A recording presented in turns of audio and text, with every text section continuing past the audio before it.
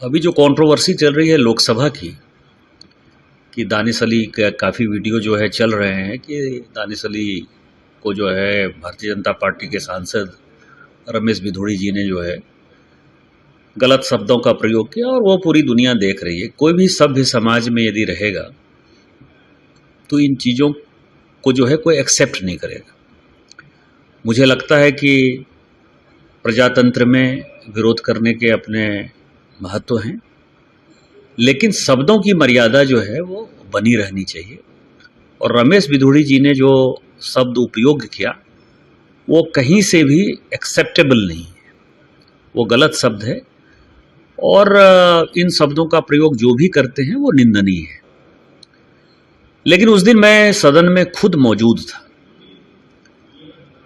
मैंने माननीय लोकसभा के स्पीकर को कहा है, मैंने पत्र लिखा है, और पत्र लिखकर कहा है कि जो चंद्रयान पर उस दिन डिस्कशन हुआ, माननीय राजनाथ सिंह जी ने जिस डिस्कशन को स्टार्ट किया, और आपको पता है कि भिदोड़ी जी की इस घटना के बाद माननीय राजनाथ सिंह जी ने खुद से माफ़ी मांगी थी सदन से, और कहा था कि इस तरह की बातें नहीं होनी चाहिए।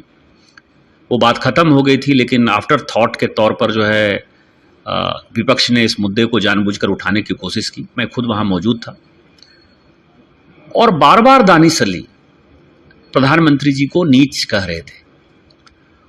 और यदि आप प्रधानमंत्री जी को, देश के इतने लोकप्रिय प्रधानमंत्री जी हैं, गरीब का बेटा हो गया तो आप उसको नीच कह दोगे?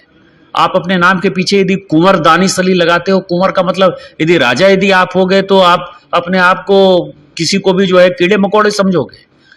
और स्वाभाविक है कि हम भारतीय जनता पार्टी के लोग मोदी जी के कारण ही जीत कर आते हैं। मोदी जी हमारे नेता हैं, तो हम जो है जीत कर आते हैं। जनता वोट मोदी जी को देती है। और कोई स्पीकर यदि बोल रहा है उसको बार बार प्रोवोक कर रहे हो, रमेश भिदोड़ी जी को प्रोवोक किया, और उसमें भी आप प्रधानमंत्री जी को इस तरह से डेरोगेटरी रिमार्क्स के साथ प्रोवोक करोगे, तो स्वाभाविक है कि वो प्रतिक्रिया होगी। तो मैंने स्पीकर साहब को कहा कि इसकी जांच कराइए।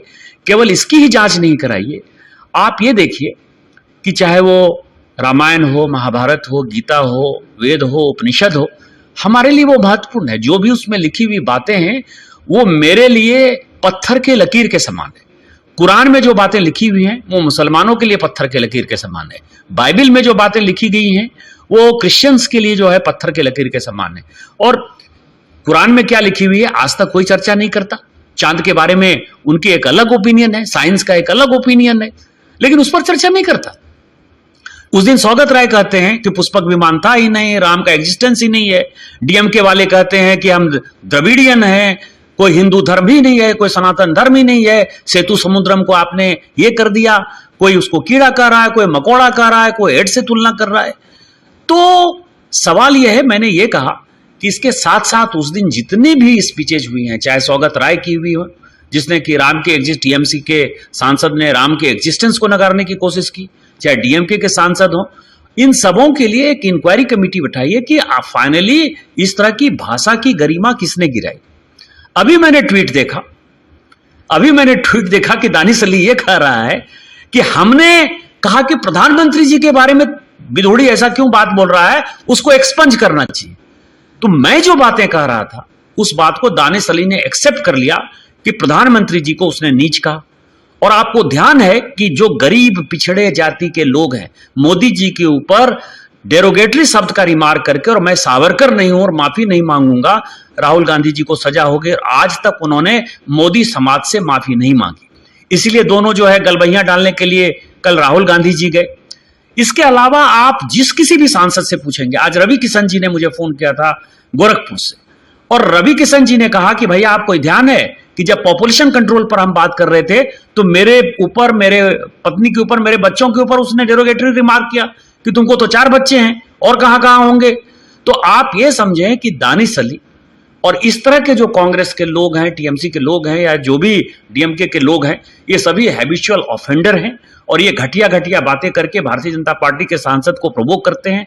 और भारतीय जनता पार्टी से ऊपर उठकर सदन की जो गरिमा रही है, जिस सदन में पंडित नेहरू से लेके इंदिरा जी तक, अटल बिहारी वाजपेयी जी से लेके राजेंद्र प्रसाद जी तक का जो है एक बड़ा योगदान रहा है, सरदार पटेल से लेके श्यामा प्रसाद मुखर्जी जी की जो गरिमा रही है, मधुलिमी, ये जॉर्ज फर्नांडिस, चंद्रशेखर जी, सोमनाथ चटर्जी जी, सारे पॉलिटिकल पार्टी के जो स्टॉलवर्ट्स जिन्होंने कि संविधान को बनाने में, लोकसभा को बनाने में, राज्यसभा की गरिमा को बढ़ाने में काम किया, उसमें आज की डेट में ये दानिश अली जी जैसे लोग, सौगत राय जैसे लोग, डीएमके के लोग, इस तरह के लोग इसकी गरिमा गिरा रहे हैं। और इसकी एक इंक्वायरी बैठनी चाहिए लोकसभा स्पीकर से, और सबों को जो भी कार्रवाई हो वो सर्वसम्मति से पूरा करना चाहिए।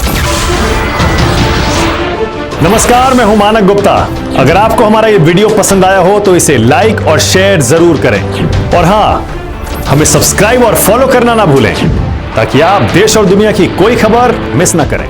तो जुड़े रहिए हमारे साथ और देखते रहिए न्यूज़ 24।